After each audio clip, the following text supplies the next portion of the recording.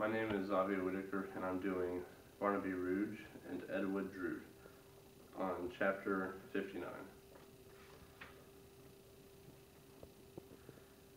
This subject, perhaps from being of too exclusive and professional a nature, failed to interest Hugh as much as his friend had anticipated, but he had no time to pursue it, for at this crisis Mr. Tappertit entered precipitately, at sight of whom Dolly uttered a scream of joy and fairly threw himself into his arms.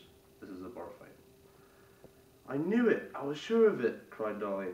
"My dear father's at the door! Thank God! Thank God! Bless you, Sim! Heaven bless you for this!"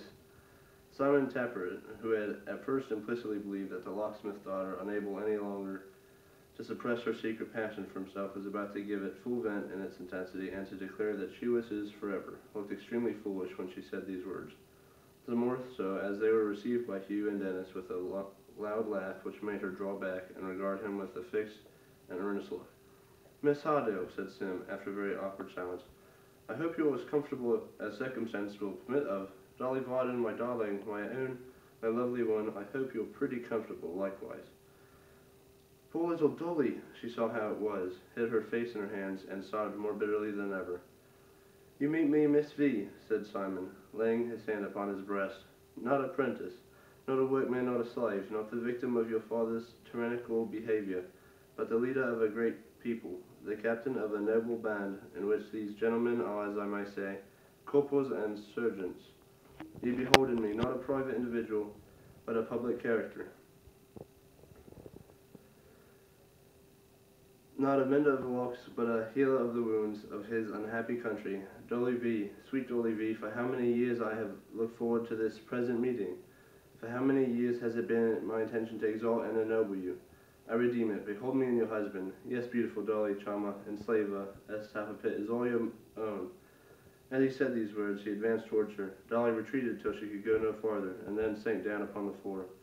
Thinking it very impossible that this might be maiden modesty, Simon essayed to raise her, on which Dolly, goaded to desperation, wound her hands in his hair, and crying out amidst her tears that he was a dreadful little wretch, and always had been, shook and pulled and beat him, until he was fain to call for help most lustily.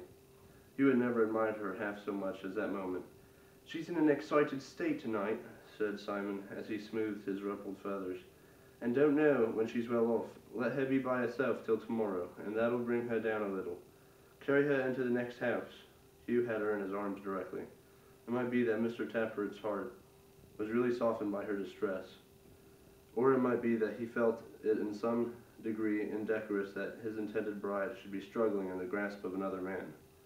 He commanded him, on second thoughts, to put her down again, and looked moodily on as she flew to Miss Hardale's side, and clinging to her dress, hid her flushed face in its folds. "They shall remain here together till tomorrow," said Simon, who had now quite recovered his dignity. "Till tomorrow. Come away." "Oi!" cried Hugh. "Come away, Captain." "Ha, ha, ha! What are you laughing at?" demanded Simon, sternly. "Nothing, Captain, nothing," Hugh rejoined, and as he spoke, and clapped his hand upon the shoulder of the little man, he laughed again, for some unknown reason, with tenfold violence. Mr. Tappertit surveyed him from head to foot with lofty scorn.